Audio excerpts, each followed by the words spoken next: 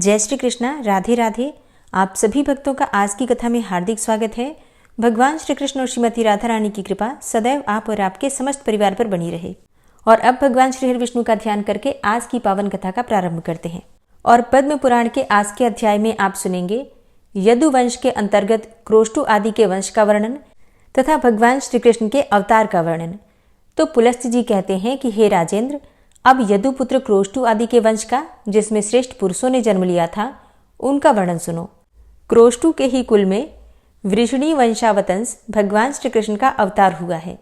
क्रोष्टु के पुत्र महामना जिनीवान हुए और उनके पुत्र का नाम स्वाति था। स्वाति से कुशंकु का जन्म हुआ और कुशंकु से चित्ररथ उत्पन्न हुए, जो शशबिंदु नाम से विख्यात चक्रवर्ती राजा हुए। शशबिंदु के 10,000 पुत्र हुए। वे बुद्धिमान, सुंदर और प्रचुर वैभवशाली और तेजस्वी भी थे। अब उन 10,000 पुत्रों में भी 100 पुत्र प्रधान थे। उन 100 पुत्रों में भी जिनके नाम के साथ पृथु शब्द जुड़ा हुआ था, वे महान बलवान थे। और उनके पूरे नाम इस प्रकार हैं: पृथुश्रवा, पृथुयशा, पृथुतेज, पृथुद्भव, पृथुकीर्ति और पृथुमति। पुराणों के ज्ञाता पुरुष उन सब में पृथुशर्वा को श्रेष्ठ बतलाते हैं। पृथुश्रवा से उशना नामक पुत्र हुआ, जो शत्रुओं को संताप देने वाला था। उशना का पुत्र शिनेयु हुआ, जो सज्जनों में भी श्रेष्ठ था। शिनेयु का पुत्र रुक्मकवच हुआ, जो कि अपने शत्रुओं का विनाश करने वाला था। राजा रुक्मकवच ने एक बार अश्वमेघ यज्ञ का आयोजन किया और उसमें दक्षिणा के रूप में यह सारी पृथ्वी ब्राह्मणों को ही दे दी। उसके रुक्मेशु, पृथ्रुकम, ज्यामग, परिग और हरि, ये 5 पुत्र उत्पन्न हुए, जो महान बलवान और पराक्रमी थे। उनमें से परिग और हरि को उनके पिता ने विदेह देश के राज्य पर स्थापित किया। उनमें से रुक्मेशु राजा हुआ और पृथुरुकम उसके अधीन होकर रहने लगा। उन दोनों ने मिलकर अपने भाई ज्यामग को घर से निकाल दिया। ज्यामग रिच्छवान पर्वत पर जाकर जंगली फलमूलों से जीवन निर्वाह करते हुए वहां रहने लगा। ज्यामग की स्त्री शैव्या बड़ी सती साध्वी स्त्री थी।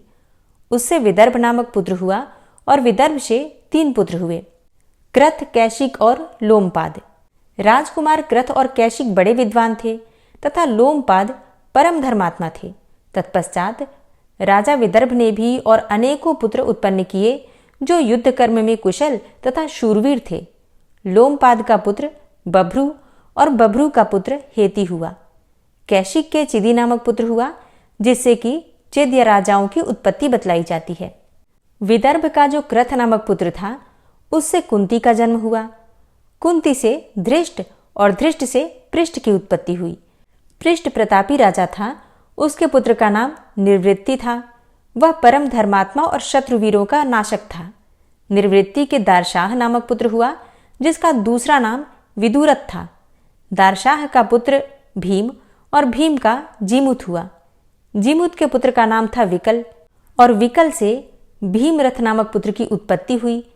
भीमरथ का पुत्र नवरथ और नवरथ का पुत्र दृढ़रथ और दृढ़रथ का पुत्र हुआ शकुनी।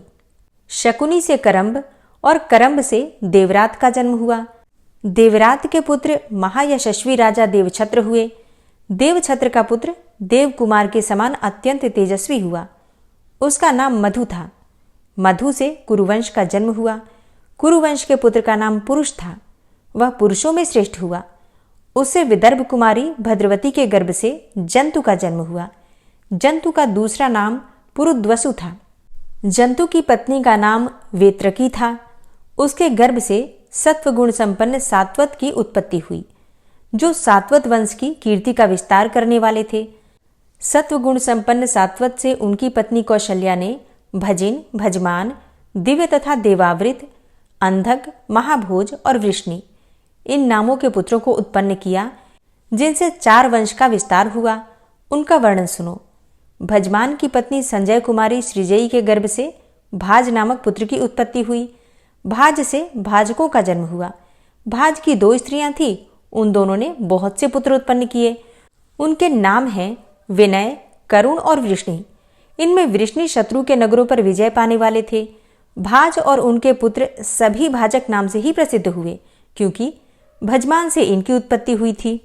देवावृद्ध से बभ्रू नामक पुत्र का जन्म हुआ, जो सभी उत्तम गुणों से संपन्न था।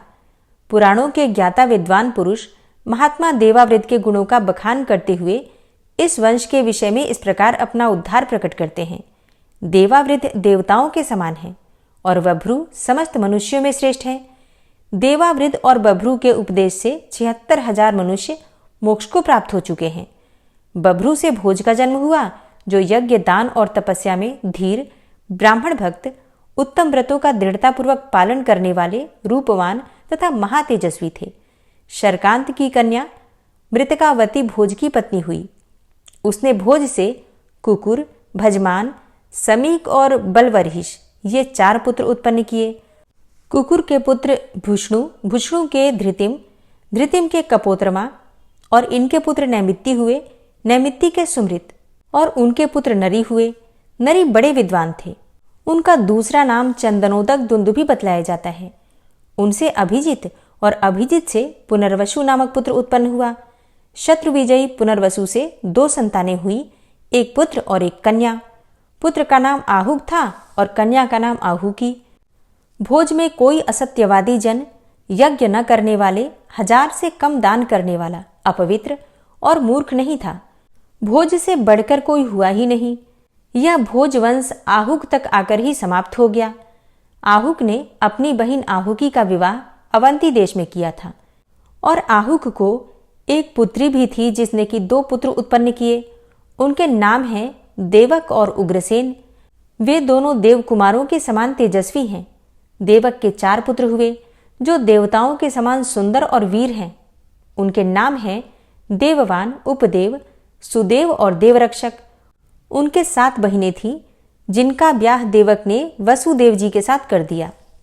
उन 7 के नाम इस प्रकार हैं: देवकी, तदेवा, यशोदा, श्रुतिश्रव, श्रीदेवा, उपदेवा और सुरूपा। उग्रसेन के 9 पुत्र हुए। उनमें कंस सबसे बड़ा था और शेष के नाम इस प्रकार हैं: न्यग्रोध, सुनामा, कंक, शंकु, सुभु, राष्ट्रपाल, बद्धमुष्टि और सुमुष्टिक। उनके 5 बहिनें थीं: कंसा, कंसवती, सुरभि, राष्ट्रपाली और कंका। ये सब की सब बड़ी सुंदरी थी। इस प्रकार संतान सहित उग्रसेन तक कुकुर वंश का वर्णन किया गया। अब भोज के दूसरे पुत्र थे भजमान, और भजमान के विदुरथ हुआ। वह रथियों में प्रधान था। उसके 2 पुत्र हुए, राजाधिदेव और शूर। राजाधिमान के भी 2 पुत्र हुए, श्रोणश्व और श्वेतवाहन। वे दोनों वीर पुरुषों के सम्माननीय और क्षत्रिय धर्म का पालन करने वाले थे। श्रोणाश्व के 5 पुत्र हुए। वे सभी शूरवीर और बुद्ध कर्म में कुशल थे। उनके नाम इस प्रकार हैं: शमी, गदवर्मा, निर्मूर्त, चक्रजित और शुचि। शमी के पुत्र प्रतिछत्र और प्रतिछत्र के भोज हुए और भोज के हृदिक हुए। हृदिक के 10 पुत्र हुए, जो भयानक पराक्रम दिखाने वाले थे। उनमें कृतवर्मा सबसे बड़ा था।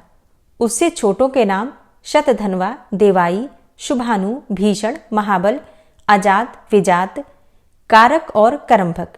देवारह का पुत्र कंबल बरहिस हुआ। वह विद्वान पुरुष था। उसके 2 पुत्र हुए, समौजा और असमौजा। अजात के पुत्र से भी समौजा नाम के 2 पुत्र उत्पन्न हुए। समौजा के 3 पुत्र हुए, जो परम धार्मिक और पराक्रमी थे। उनके नाम हैं सुदृश, शुरांश और कृष्ण। सात्वत के कनिष्ठ पुत्र वृष्णि के वंश में अनमित्र नाम के प्रसिद्ध राजा हो गए हैं। वे अपने पिता के कनिष्ठ पुत्र थे। उनसे शिनी नामक पुत्र उत्पन्न हुआ। अनमित्र से वृष्णिवीर युधाजित का भी जन्म हुआ और उनके सिवा 2 वीर पुत्र और हुए, जो ऋषभ और छत्र के नाम से विख्यात हुए। उनमें से ऋषभ ने कशिराज की पुत्री को पत्नी के रूप में ग्रहण किया। उससे जयंत की उत्पत्ति हुई। जयंत ने जयंती नाम की सुंदरी भार्या के साथ विवाह किया। उसके गर्भ से एक सुंदर पुत्र उत्पन्न हुआ, जो सदा यज्ञ करने वाला, अत्यंत धैर्यवान, शास्त्रज्ञ और अतिथियों का प्रेमी था। उसका नाम अक्रूर था। अक्रूर यज्ञ की दीक्षा ग्रहण करने वाले और बहुत सी दक्षिणा देने वाले थे।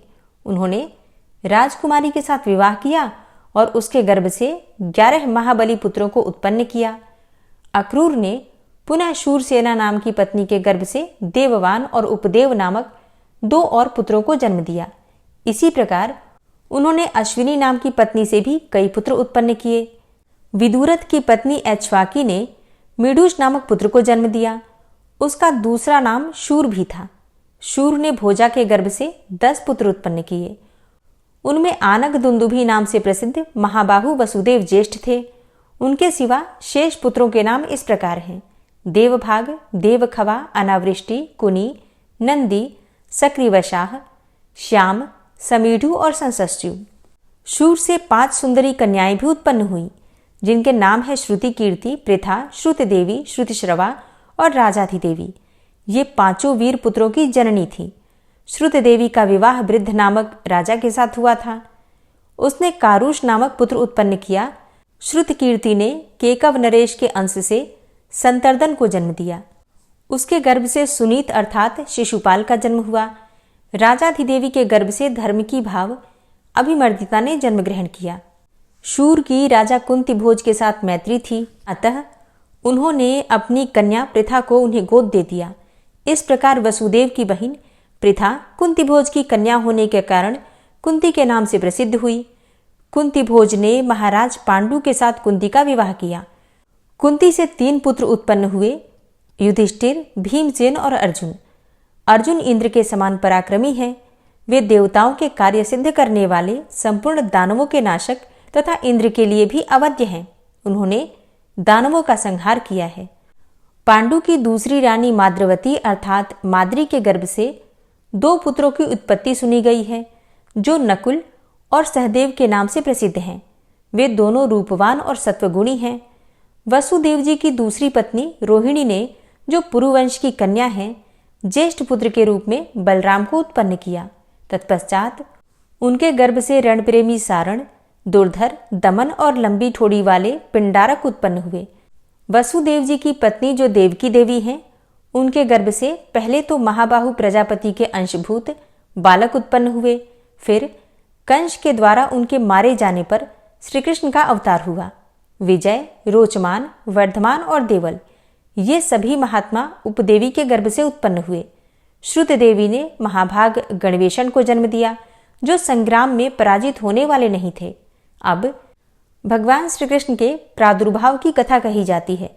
जो श्री कृष्ण के जन्म और वृद्धि की कथा का प्रतिदिन पाठ या श्रवण करता है, वह सब पापों से मुक्त हो जाता है। पूर्व काल में जो प्रजाओं के स्वामी थे, वे ही महादेव श्री कृष्ण लीला के लिए इस समय मनुष्यों में अवतीर्ण हुए हैं।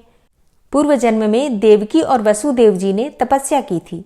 उसी के प्रभाव से वसुदेव जी के द्वारा देवकी के गर्भ से भगवान का प्रादुर्भाव हुआ। उस समय उनके नेत्र कमल के समान शोभा पा रहे थे। उनकी 4 भुजाएं थी और उनका दिव्य रूप मनुष्यों का मन मोहने वाला था। श्रीवत्स से चिन्हित एवं शंख, चक्र, गदा आदि लक्षणों से युक्त भगवान के दिव्य विग्रह को देखकर वसुदेव जी बोले, हे प्रभो, इस रूप को छिपा लीजिए। मैं कंस से डरा हुआ हूं, इसीलिए ऐसा कहता हूं। उसने मेरे 6 पुत्रों को, जो देखने में बहुत ही सुंदर थे, मार डाला है। वसुदेव जी की बात सुनकर भगवान ने अपने दिव्य रूप को छिपा लिया। फिर भगवान की आज्ञा लेकर वसुदेव जी उन्हें नंद के घर ले गए और नंदगोप को देकर बोले, आप इस बालक की रक्षा करें, क्योंकि इससे संपूर्ण यादवों का कल्याण होगा। देवकी का यह बालक जब तक कंस का वध नहीं करेगा, तब तक इस पृथ्वी पर भार बढ़ाने वाले अमंगलमय उपद्रव होते ही रहेंगे। भूतल पर जितने भी दुष्ट राजा हैं, उन सब का यह संहार करेगा। यह बालक साक्षात भगवान है। वे भगवान कौरव पांडव के युद्ध में संपूर्ण क्षत्रियों के एकत्रित होने पर अर्जुन के सारथी का काम करेंगे और पृथ्वी को क्षत्रियहीन करके उसका उपभोग एवं पालन करेंगे और अंत में समस्त यदुवंश को देवलोक में पहुंचाएंगे। इतना सुनने के बाद भीष्म जी ने पुलस्त्य जी से पूछा कि हे ब्रह्मन, ये वसुदेव कौन थे? यशस्विनी देवकी देवी कौन थी? तथा ये नंद गोप और उनकी पत्नी महाव्रता यशोदा कौन थी, जिसने बाल रूप में भगवान को जन्म दिया और जिसने उनका पालन पोषण किया? उन दोनों स्त्रियों का भी परिचय दीजिए। पुलस्त्य जी बोले कि हे राजन, पुरुष वसुदेव जी कश्यप थे और उनकी प्रिया देवकी अदिति कही जाती हैं। कश्यप ब्रह्मा जी के अंश हैं और अदिति पृथ्वी का। इसी प्रकार द्रोण नामक वसु ही नंदगोप के नाम से विख्यात हुए हैं तथा उनकी पत्नी धरा यशोदा हैं। देवी देवकी ने पूर्व जन्म में अजन्मा परमेश्वर से जो कामना की थी, उसकी वह कामना महाबाहु श्री कृष्ण ने पूर्ण कर दी। यज्ञ अनुष्ठान बंद हो गया था, धर्म का उच्छेद हो रहा था। ऐसी अवस्था में धर्म की स्थापना और पापी असुरों का संहार करने के लिए भगवान श्री विष्णु वृष्णिकुल में प्रकट हुए हैं। रुक्मिणी, सत्यभामा, नग्नजित की पुत्री सत्या, सुमित्रा, सेव्या, गांधार राजकुमारी लक्ष्मणा, सुभीमा, भद्रराज कुमारी कौसल्या और विरजा आदि 16,000 देवियां श्री कृष्ण की पत्नियां हैं। रुक्मिणी ने 10 पुत्र उत्पन्न किए। वे सभी युद्ध कर्म में कुशल हैं। उनके नाम इस प्रकार हैं: महाबली प्रद्युम्न, रणशूर, चारुदेष्ण, सुचारु, चारुभद्र, सदस्व, हरीश्व, चारुगुप्त, चारुभद्र, चारुक और चारुहास। इनमें प्रद्युम्न सबसे बड़े और चारुहास सबसे छोटे हैं। रुक्मिणी ने एक कन्या को भी जन्म दिया जिसका नाम चारुमती है। सत्यभामा से भानु, भीमरथ, क्षण, रोहित, दीप्तिमान, ताम्रबंध और जलंधम ये 7 पुत्र उत्पन्न हुए। इन 7 के एक छोटी बहन भी है। जाम्बवंती के पुत्र सांब हुए जो बड़े ही सुंदर हैं। ये सौर शास्त्र के प्रणेता तथा प्रतिमा एवं मंदिर के निर्माता हैं। मित्रवृंदा ने सुमित्र, चारुमित्र और मित्रविंद को जन्म दिया। मित्रबाहु और सुनीय आदि सत्या के पुत्र हैं। इस प्रकार श्री कृष्ण के हजारों पुत्र हुए। प्रद्युम्न के विदर्भ कुमारी रुक्मवती के गर्भ से अनिरुद्ध नामक परम बुद्धिमान पुत्र उत्पन्न हुआ। अनिरुद्ध संग्राम में उत्साहपूर्वक युद्ध करने वाले वीर हैं। अनिरुद्ध से मृगकेतन का जन्म हुआ। राजा सुपार्श्व की पुत्री काम्या ने साम्य से तरस्वी नामक पुत्र को जन्म दिया। प्रमुख वीर एवं महात्मा यादवों की संख्या 3,60,00,000 के लगभग है। वे सभी अत्यंत पराक्रमी और महाबली हैं। उन सबकी देवताओं के अंश से उत्पत्ति हुई है। देवासुर संग्राम में जो महाबली असुर मारे गए थे, वे इस मनुष्यलोक में उत्पन्न होकर सबको कष्ट दे रहे थे। उन्हीं का संहार करने के लिए भगवान यदुकुल में अवतीर्ण हुए हैं। महात्मा यादवों के 101 कुल हैं। भगवान श्री कृष्ण ही उन सबके नेता और स्वामी हैं तथा संपूर्ण यादव भी भगवान की आज्ञा के अधीन रहकर रिद्धि सिद्धि से संपन्न हो रहे हैं। हरे कृष्णा। आज की कथा का यहीं पर समापन करती हूँ। इसके आगे का वृतांत आप कल की कथा में सुनेंगे। और अधिक मास की कथा में आज आप सुन रहे हैं द्रौपदी के पूर्व जन्म की कथा, जिसका कुछ हिस्सा आपने कल सुना और उससे आगे का वृतांत आप आज सुनेंगे। तो सूत जी कहते हैं, तदनंतर विस्मय से युक्त नारद मुनि ने मेधावी ऋषि की कन्या का अद्भुत वृतांत पूछा। नारद जी बोले, हे मुने, उस तपोवन में मेधावी की कन्या ने बाद में क्या किया और किस मुनि श्रेष्ठ ने उसके साथ विवाह किया? श्री नारायण बोले, अपने पिता को स्मरण करते करते और बार बार शोक करते करते उस घर में कुछ काल उस कन्या का व्यतीत हुआ। अपने समुदाय से बिछड़ी हुई हरिणी की तरह घबराई हुई, शून्य घर में रहने वाली अर्थात अकेले घर में रहने वाली, दुख रूप अग्नि से उठी हुई, भाप द्वारा बहते हुए अश्रुनेत्र वाली, जलते हुए हृत कमल वाली, दुख से प्रतिक्षण गर्म श्वास लेने वाली, अति दीना, अति दुखी, घिरी हुई शर्पिणी की तरह अपने घर में संरुद्ध, अपने दुख को सोचती और दुख से मुक्त होने के उपाय को ना देखती हुई उस कृशोदरी को उसके भविष्य की प्रेरणा से सांत्वना देने के लिए उस वन में अपनी इच्छा से ही परक्रोधी, जिनको देखने से ही इंद्र भयभीत हो जाते हैं, ऐसे जटा से व्याप्त साक्षात शंकर के समान भगवान दुर्वासा ऋषि आए। हे नारद, भगवान कृष्ण ने राजा युधिष्ठिर से कहा कि हे राजेंद्र, वह दुर्वासा आए जिसको कि आपकी माता कुंती ने बचपन में प्रसन्न किया था, और तब उन सुपूजित महर्षि ने देवताओं को आकर्षण करने वाली विद्या उन्हें दी। और हे भूपाल, जिन्होंने सब देवताओं से नमस्कार किए जाने वाले मुझको भी रुक्मिणी के साथ रथ में बैलों की जगह जोता। दुर्वासा को रथ में बैठाकर जब हम दोनों मार्ग में चलने लगे, तब मार्ग में चलते चलते रुक्मिणी को तीव्र प्यास लगी और प्यास के कारण उसके तालू और ओष्ठ सूख गए। रुक्मिणी ने जल की इच्छा से जब मुझे सूचित किया, तब कंधे पर रथ की जोत को रखे हुए ही चलते चलते ही अपने पांव के अग्रभाग से पृथ्वी को दबाकर रुक्मिणी के प्रेम के वशीभूत मैंने भोगवती नाम की नदी को उत्पन्न किया। तब वही भोगवती ऊपर से बहने लगी। अनंतर उसी के जल से, हे महाराज, रुक्मिणी की प्यास को मैंने बुझाया, और इस प्रकार से रुक्मिणी की प्यास का बुझना देखकर उसी क्षण अग्नि की तरह दुर्वासा ऋषि क्रोध से जलने लगे और प्रलय की अग्नि के समान उठकर दुर्वासा ने मुझे शाप दिया।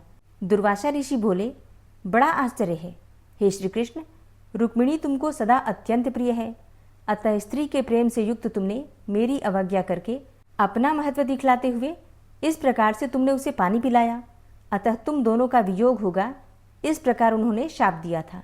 हे युधिष्ठिर, वही यह दुर्वासा मुनि है, साक्षात रुद्र के अंश से उत्पन्न, दूसरे काल रुद्र की तरह महर्षि अत्रि के उग्र तपरूप कल्प वृक्ष के दिव्य फल, पतिव्रताओं के सिर के रत्न, अनुसुईया भगवती के गर्भ से उत्पन्न, अत्यंत मेधायुक्त दुर्वासा नाम के ऋषि, अनेक तीर्थों के जल से भीगी हुई जटा से भूषित सिर वाले साक्षात तपोमूर्ति दुर्वासा ऋषि को आते देखकर कन्या ने शोक सागर से निकलकर धैर्य से मुनि के चरणों में प्रार्थना की।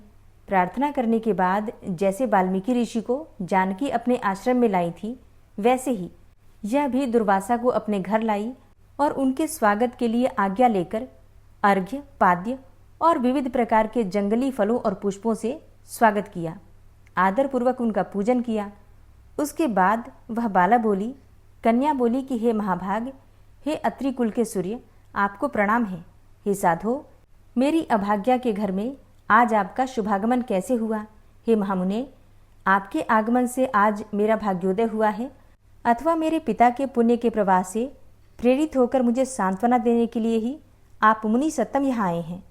आप जैसे महात्माओं के पांव की धूल जो है वह तीर्थ रूप है, और उस धूल का स्पर्श करने वाली मैं अपना जन्म आज सफल कर सकी हूँ। आज मेरा व्रत भी सफल है, क्योंकि आप जैसे पुण्यात्मा के दर्शन जो आज हो गए, अतः आज मेरा उत्पन्न होना और मेरा पुण्य सफल है। ऐसा कहकर वह कन्या दुर्वासा के सामने चुपचाप खड़ी हो गई।